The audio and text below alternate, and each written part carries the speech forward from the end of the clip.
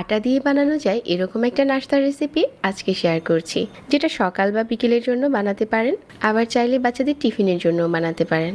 Regular নাস্তাটা একটু ঘুরিয়ে বানালে খেতে দারুণ মজার হয়। আর আজকের যে নাস্তাটা শেয়ার করেছি, রান্নাঘরে যে উপকরণগুলো থাকে এগুলো দিয়েই হয়ে যাবে।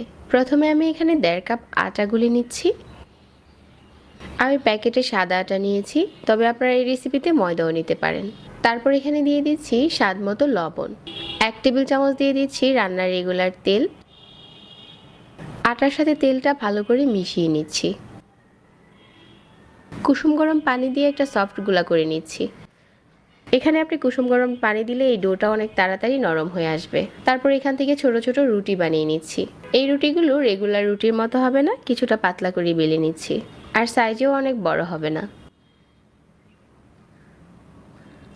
তারপর প্রথমে এপাশ ওপাশ করে রুটিগুলো হালকা ভেজে নিচ্ছি। হালকা সেঁকে নেওয়ার পর আমার সবগুলো রুটি এখন রেডি হয়ে গেছে। আর একটা সাইডে রেখে দিয়ে আমি এখানে আলুর পুর বানিয়ে নিচ্ছি। 2 টেবিল চামচ রান্নার তেল আর হাফ চা চামচ দিয়ে দিচ্ছি আস্ত জিরা। 2টার মতো পেঁয়াজ কুচি দিয়ে দিচ্ছি, একটু ছোট করে কুচি করেছি। তেলের সাথে পেঁয়াজটা ভেজে কিছুটা নরম করে নিয়েছি। তারপর এখানে হাফ চা চামচ আদা রসুন বাটা আর হাফ চা চামচ 1/4 চা চামচ লাল মরিচের গুঁড়া আর 1/4 চা চামচ দিয়ে দিচ্ছি হলুদের গুঁড়া। স্বাদ মতো লবণ দিয়ে দিচ্ছি। সব কিছু একসাথে নেড়েচেড়ে মিশিয়ে নিচ্ছি। এখন দিয়ে দিচ্ছি আগে থেকে সিদ্ধ করা 2টা আলু। আলুটা একটু সিদ্ধ করার পর গরম থাকা অবস্থায় ম্যাশ করে নিয়েছিলাম। আর এখানে নিয়েছি কাঁচামরিচ। সব কিছু নেড়েচেড়ে একসাথে মিশিয়ে নিচ্ছি। আলুর পুরটা রান্না হয়ে গেছে, আর এটা রান্না করতে বেশি সময় লাগে না। তারপর এখান থেকে আলুর পুর নিয়ে আগে থেকে যে রুটিটা বানিয়ে রেখেছিলাম ওই রুটির উপরে দিয়ে দিচ্ছি।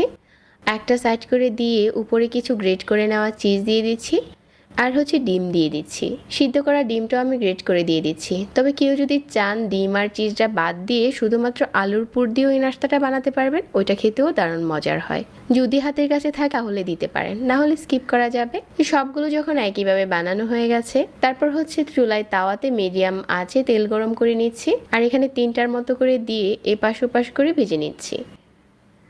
উপরে যখন দারুণ একটা কালার আসবে ওই পর্যায়ে উঠিয়ে গরম গরম পরিবেশন করার পালা। ঝটপট একটা সহজ নাস্তা রেসিপি আজকে শেয়ার করে